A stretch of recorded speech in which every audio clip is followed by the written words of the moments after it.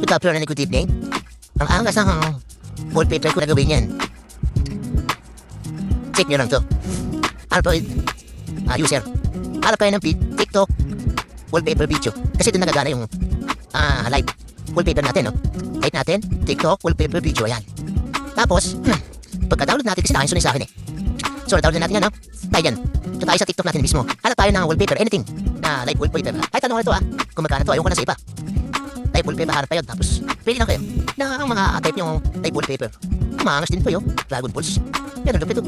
Ay, maganda yan. Pero pili pa tayo na iba. Parang iti-trip ko. Yan. Testing natin guys, gagana.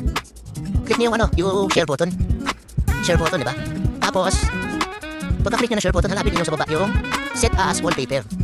Tapos magka-download siya. Set nyo. Kung gusto nyo ng home or lock home screen, pwede. Yan o. Diba? Ganda guys, diba? Kahit tinak yan. Legit yan guys. Tignan nyo naman, no? Ang ayos, diba?